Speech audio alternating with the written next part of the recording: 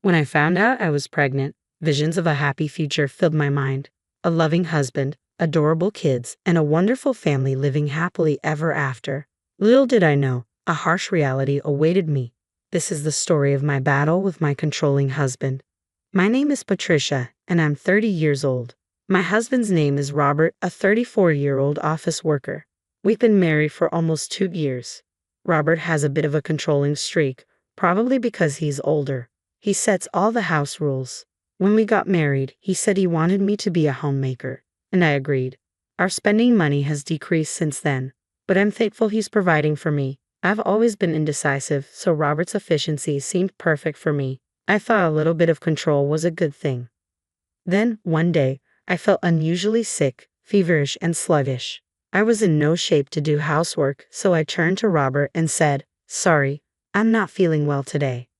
He groggily sat up and asked, "Is it a cold?" "I don't think so, but I'm too weak to get up. Can you grab something quick for breakfast?" "All right, get some rest today. I have to go to work, but call your mom or dad if you need anything." It felt a bit lonely, but he was swamped at work. His advice to call my parents was probably his way of caring. My in-laws live nearby and have always been supportive. It wasn't that I couldn't move. I just felt awful, so I decided to take the day off. But my symptoms didn't go away. Normally, a day in bed would fix me up, but I wasn't getting better. Even Robert started to worry. "Patricia, maybe you should go to the doctor." "Right, I'll go tomorrow." The next day, I visited a local hospital. The test results came back. "You're pregnant." "What?" I was stunned by the news. "Pregnant? Me? I'm going to be a mom."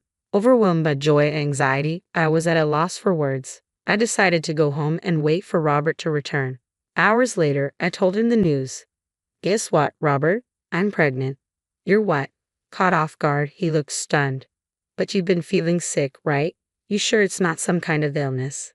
"No, the doctor said my symptoms were morning sickness." "Morning sickness?" As I explained, Robert furrowed his brows. Then he said something totally insensitive. "So, you're saying this isn't an illness? You were just being spoiled." "Spoiled? That's not how I see it. Morning sickness isn't an illness, but I feel awful. I'm feverish and just drained.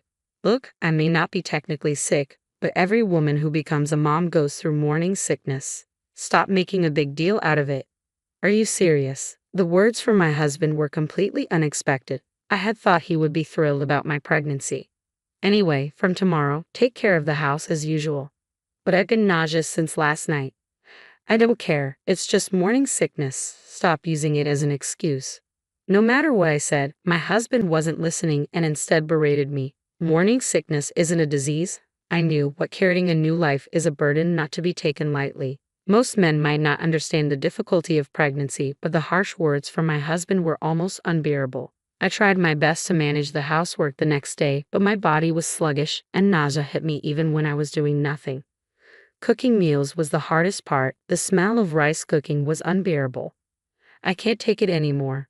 Frequent dashes to the bathroom disrupted my cooking routine, and consequently, the quality and efficiency of my meals suffered. No matter how much I tried to explain, my husband wouldn't listen. On the contrary, when I was coughing in the toilet, he shouted from behind, "If I'm late for work because you're dragging, you'd better take responsibility."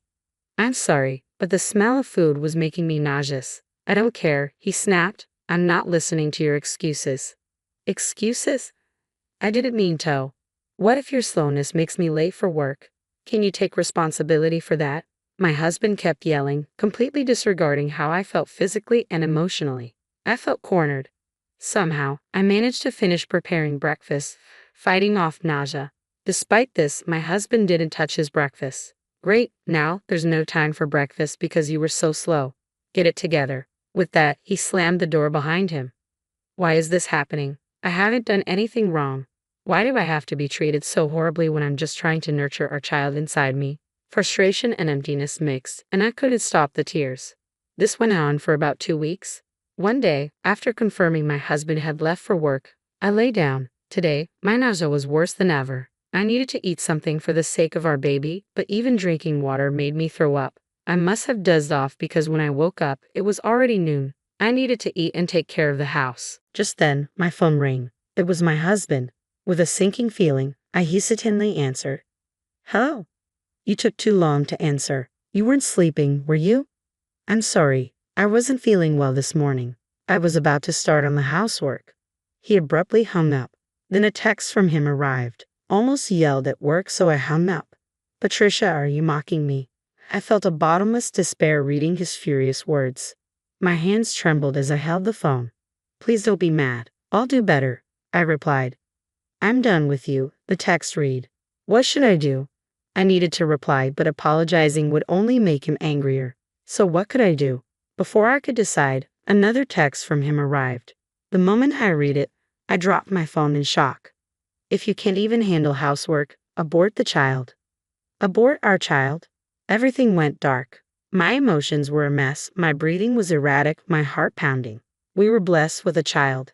I thought we'd be happy as a family, but my husband didn't even try to understand my condition. He even denied me and our unborn child. I couldn't let this go. I couldn't stay silent after being told something like this. I picked up my phone from the floor and texted him. Understood. I packed my bags, explained the situation to my parents, and asked them to pick me up. After I left, multiple texts from my husband arrived. Where are you? If you can go out, you must have been faking it. Come back now or I'll divorce you.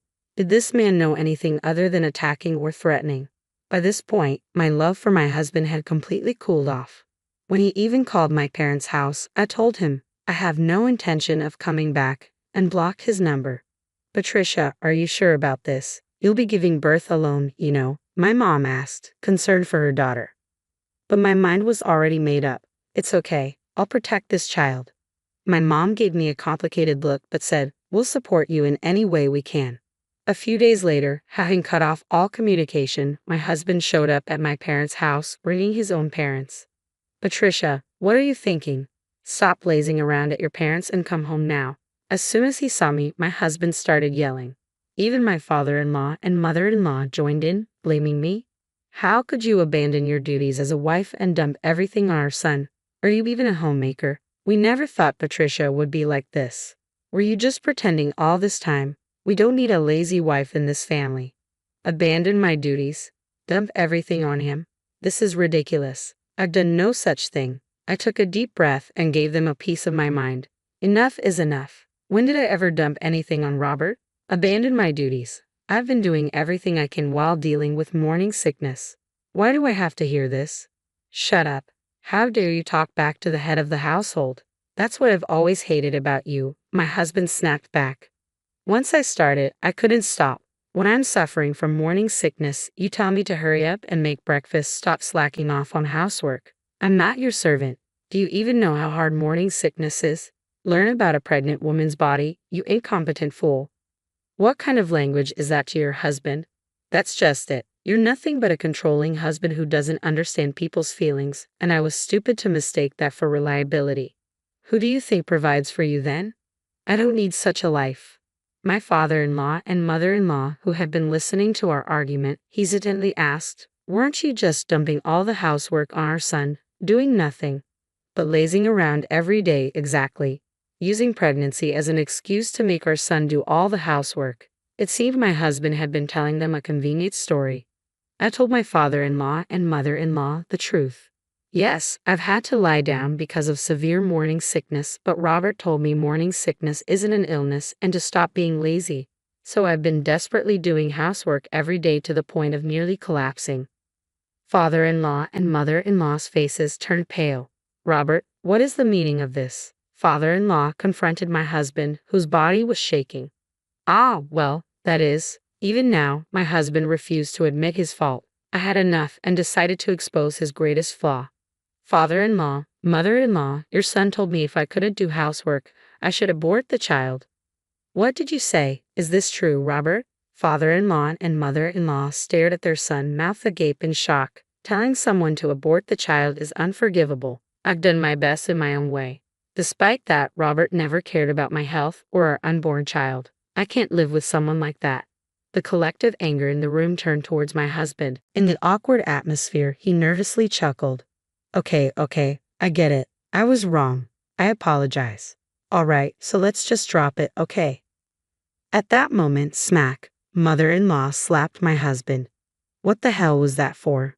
My husband looked at his mother in surprise. Enough is enough. Do you even realize what a miracle it is to have a child? You berated Patricia while she was suffering from morning sickness, forced her to do housework, and even lied to us. How much more do you need to vilify her? Mother-in-law yelled at my husband, tears streaming down her face. The intensity left me and father-in-law speechless. Then mother-in-law turned to me to apologize. Patricia, I am so sorry. I believed that foolish son of mine and hurt you. You must have had a hard time dealing with morning sickness. I know an apology isn't enough, but I'm truly sorry. Father-in-law also deeply apologized. Patricia, let me apologize as well. Our foolish son has caused you trouble, and for that, I'm truly sorry. We'll make sure he takes responsibility. Leave the rest to us. Father-in-law then turned to my husband. We're cutting ties with you, Robert. Cutting ties? Yes. A son who can tell his wife to abort the child is not part of our family. Agree to Patricia's divorce. What? We're family. Talking about divorce and cutting ties? You must be out of your mind. Patricia's feelings won't change. Make up your mind. At his father's words, my husband was speechless. He was reluctant to sign the divorce papers, but with father-in-law and mother-in-law's help, he eventually gave in. He was utterly defeated, a shell of his former self. Later, I claimed compensation and child support through a lawyer. I've decided to give birth to our child alone. I've received several texts from my husband since. I was wrong. Please forgive me. I realize you're all I have. Please come back, but I just deleted the messages without replying.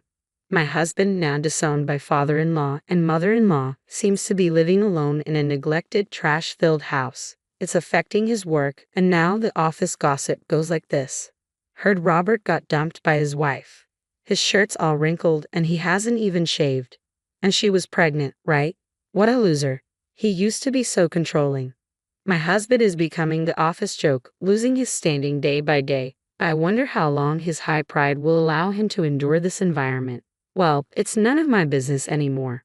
From now on, I want to focus on my unborn child. Even without a father, I intend to shower this child with all the love I have so they can feel truly happy.